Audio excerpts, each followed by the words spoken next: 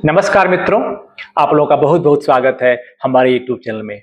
हमने अपने पिछली वीडियो में आप लोगों से बातचीत की थी कि वृषभ लग्न की कुंडली में कैसे आपको धन योग, मकान योग, गाड़ी के योग, लग्जरी लाइफ के योग बनते हैं और कैसे इसको एक्टिवेट करते हैं। आज हम बात करेंगे कि दरिद्र योग का निर्माण कैसे होता है, धन नाश का निर्माण कैसे होता है, या मकान आपके जीवन में नहीं है, गाड़ी आपके जीवन में नहीं है, ये योग कैसे बनते हैं कुंडली में। अगर आप इसको आइडेंटिफाई कर लेते हैं तो इसका उपाय करके आप इसको फिर से एक्टिवेट कर सकते हैं ताकि आप इन सारी सुखों का भोग कर सकें अपने जीवन में। तो आइए जानते हैं कि ये कैसे योग बनता है वृषभ लग्न की कुंडली में। ये योग तब बनते हैं जब धन भाव मतलब दूसरा भाव, लाभ भाव मतलब 11वां भाव और सुख स्थान चौथा भाव और लग्नेश, इसके लग्नेश होते हैं शुक्र, पर अशुभ ग्रहों की दृष्टि हो या अशुभ ग्रहों से युति हो या इनकी स्थिति किसी अशुभ भाव में हो, तब यह दरिद्र योग का निर्माण होता है, संपत्ति योग का निर्माण होता है और मकान और वाहन का योग नहीं बनता है कुंडली में। तो आइए एक एक करके इसको हम विस्तार से समझते हैं, ये कैसे योग का निर्माण होता है और हमें क्या ध्यान देने की जरूरत है। तो अगर हम देखते हैं लग्नेश की निर्बलता या पीड़ा, जैसा हमने पहले बताया है अपने वीडियोज में कि किसी भी कुंडली के अगर लग्नेश निर्बल है या वो पीड़ित है तो आपके जीवन में बहुत सारी कठिनाइयों को लेके आते हैं। उसमें जो सबसे इंपॉर्टेंट होता है कठिनाई, वो होता है आपका जो है व्यक्तित्व, आत्मविश्वास, धन की कमी, कॉन्फिडेंस की कमी, ये चीजें आती हैं। अगर आपका जो लग्नेश है लाड है लग्नेश है, वो होते हैं शुक्र, ठीक है। अगर वो नीच राशि में है अपने, उनकी नीच राशि कौन सी होती है? कन्या, मतलब 5वें भाव में अगर वो बैठे हुए हैं, पीड़ित अवस्था में हैं, बलहीन हैं, तो जो जातक है उनका आत्मबल, आकर्षण और सुख क्षीण हो जाता है। अगर शुक्र पर राहु की, केतु की, शनि की दृष्टि हो या युति हो तो व्यक्ति समस्याएं आती हैं अगर आपकी कुंडली में शनि मारक अवस्था में है। दूसरा, धन भाव का कमजोर होना। वृषभ लग्न में जो धन का भाव होता है, दूसरा भाव होता है, वो मिथुन राशि का होता है, इसके स्वामी बुध होते हैं। अगर बुध आपके 6ठे, 8वें या 12वें भाव में चले जाए या शत्रु राशि में हो तो धन की हानि होती है और पारिवारिक क्लेश होता है। आपको मैं इस कुंडली के माध्यम से समझाऊंगा। आप ये देखिए, ये आपकी वृषभ लग्न की कुंडली है। वृषभ लग्न कुंडली में यहाँ पहले भाव में 2 लिखा होता है और इसके देखिए धन भाव के जो स्वामी होते हैं ये होते हैं आपके बुध, और आपके 5वें भाव के स्वामी बुध होते हैं। और यहाँ पे कन्या राशि में शुक्र आपके हो जाते हैं नीच के। अगर शुक्र यहाँ पे बैठ जाए 5वें भाव में, यद्यपि ये आपके लिए आकस्मिक धन का योग लेके आते हैं, बट अगर यह क्षीण है, इनका बल कम है, तो आपको ये नुकसान पहुंचाएंगे। दूसरा, अगर बुध आपके 6ठे, 8वें, 12वें भाव में चले जाएं, मतलब जो बुध का प्लेसमेंट है ये आपके इस घर में हो जाए, 6ठे घर में हो जाए, 8वें घर में हो जाए या 12वें घर में हो जाए, तो यहाँ पे धन नाश होता है, धन की हानि होती ही होती है।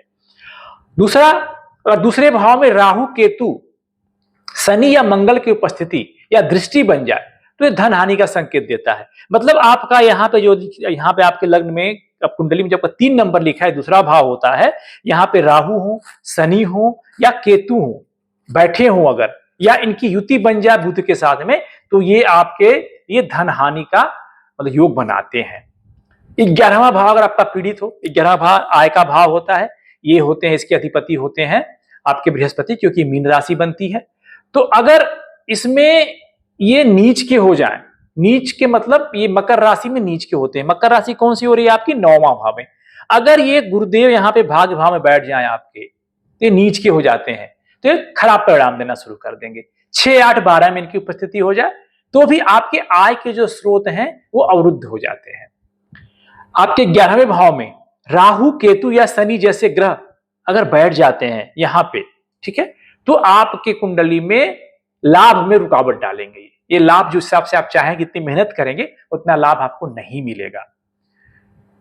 आते हैं नेक्स्ट जो योग हमारा बनता है, अगर चौथे भाव का स्वामी दुर्बल हो जाए।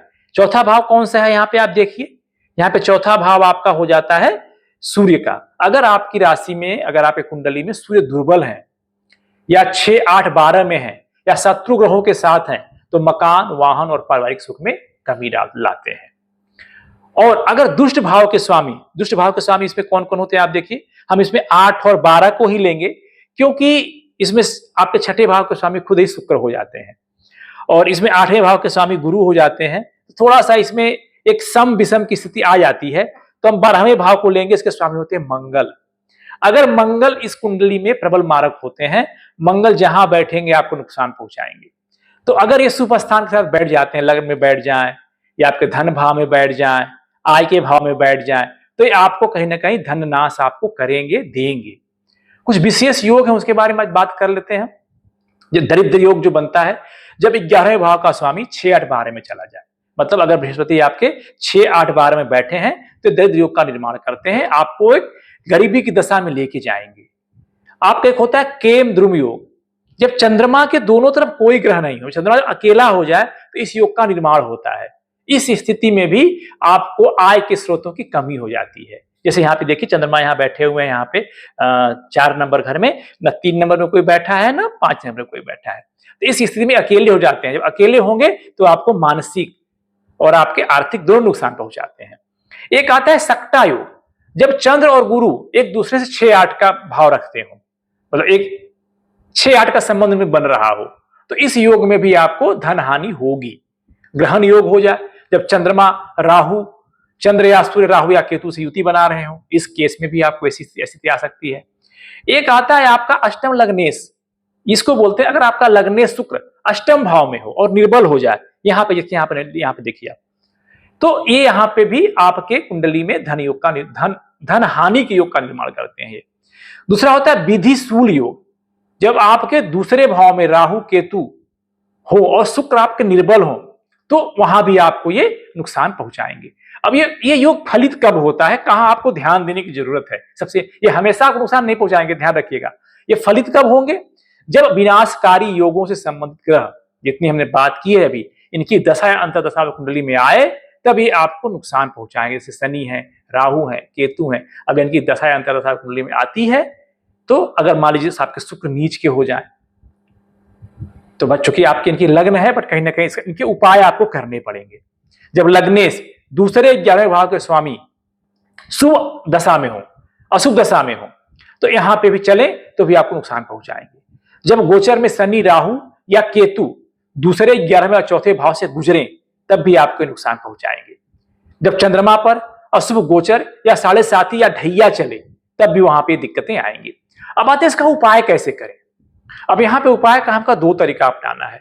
एक तो ये देखना है कि जो हमारे अच्छे ग्रह हैं अगर वो पीड़ित हैं, ठीक है, और किससे पीड़ित हैं। जैसे क्या होता है, किसी भी शत्रु को पराजित करने के 2 तरीके होते हैं, या तो आप खुद बलवान हो जाइए या उसको कमजोर कर दीजिए। यही होता है ना नियम। भाई अगर आपका कोई शत्रु है, आप उसको पराजित करना है तो क्या करते हैं, या तो हम खुद बली हो जाएंगे या उसको कमजोर कर देंगे। तो आपको कि कुंडली में जितने शुभ ग्रह हैं उनको आपको बल प्रदान करना है। बल कैसे प्रदान करते हैं, उनसे संबंधित रत्नधारण करके, उनसे संबंधित बीज मंत्रों का जाप करके, उनसे संबंधित जो है आपका एक जड़ होता है उसको बांधने से, और उनसे संबंधित आपके रंगों का प्रयोग करने से, उनसे संबंधित आपको पॉजिटिव एनर्जी आपके जीवन में आएगी। उनको बलहीन कैसे करना होता है, उनके मंत्रों का जाप करके उनको हम संबोधित करते हैं। दान देकर के उनसे संबंधित उन ग्रहों का जो आपके नुकसानदायक है उनका दान अगर हम करते हैं उनसे संबंधित, तो ये ग्रह हमारे बलहीन हो जाते हैं, इनका बल कम हो जाता है। और उनका नमन मतलब आराधना करने से वो जो उनका मार्कत्व का प्रभाव होता है वो कम हो जाता है। तो इस प्रकार से हमको इसको करना है।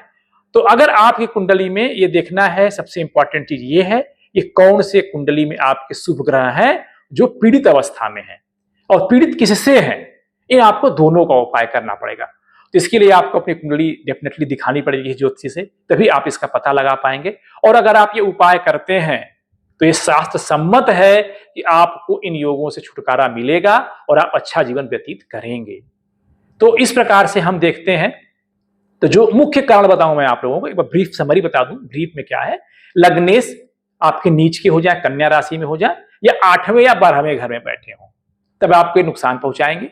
दूसरे भाव के स्वामी जो बुध हैं, उसमें शनि, राहु या केतु हो, या आपके बुध खुद कमजोर अवस्था में हो, तब यहाँ पे योग घटित होता है। 11वें भाव लाभ के स्वामी गुरु जी हैं, वो नीच के हो जाए, अशुभ भाव में हो, तो यहाँ पे आपको योग फलित होगा। चौथे भाव जो सुख के हैं, सुख के स्वामी सूर्य हैं, अगर वो कमजोर हैं या पाप दृष्ट हैं तो वहां भी दिक्कतें आपको आएंगी।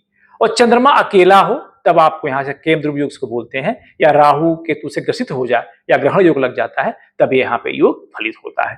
तो जो हमने अभी आपको ऊपर उपाय बताए हैं, उस उपाय को करने से आपका जीवन शुभ होगा और ये सारे ग्रह आपके एक्टिवेट हो जाएंगे। तो आज के लिए बस इतना ही। अब हम ग्रहों को कैसे एक्टिवेट करेंगे, वृषभ लग्न की कुंडली में जितने हमारे शुभ ग्रह हैं कैसे उनको एक्टिवेट करेंगे, शुभ भाव को कैसे एक्टिवेट करेंगे, धन संबंधित आय संबंधित भाव को कैसे एक्टिवेट करेंगे, हम आपको इसके बारे में अपने अगली वीडियो में बताएंगे। और जो हमारे मारक ग्रह हैं उनको कैसे बलहीन करेंगे, इसके बारे में हम विस्तृत रूप से आप लोगों को अपने नेक्स्ट वीडियो में बनाएंगे। तब तक के लिए हमें इजाजत दें, और मैं उम्मीद करता हूं कि हमारे द्वारा दी गई जानकारी आपको अच्छी लग रही होगी, आपके लिए उपयोगी साबित होगी। और अगर इसको आपको अच्छा लग रहा है तो उसको लाइक करें, और अगर आपने अभी तक मेरे चैनल को सब्सक्राइब नहीं किया है, सब्सक्राइब कर लें और बेल आइकन जरूर ऑन कर लें, ताकि जैसे ही मैं वीडियो अपलोड करूं आप लोगों तक पहुंच जाए। और जो सबसे मोस्ट इंपॉर्टेंट थिंग, अगर आपको अपनी कुंडली दिखवानी है हमसे, तो अपना आप जन्म विवरण हमने डिस्क्रिप्शन में डाल रखा है, किस फॉर्म में शेयर करना है, आप हमसे मेरे मेल आईडी पे भेज सकते हैं या कमेंट बॉक्स में डाल सकते हैं। हम जैसे ही हमारे पास समय मिलेगा, हम आपकी कुंडली की विवेचना करके और संबंधित प्रश्न जरूर पूछिए, जो आपके क्वेश्चन है हम उसका आपको जवाब डेफिनेटली आपको एक उचित समय के साथ देंगे। तब तक हमें आप इजाजत दें। आपका बहुत बहुत धन्यवाद। जय श्री कृष्ण।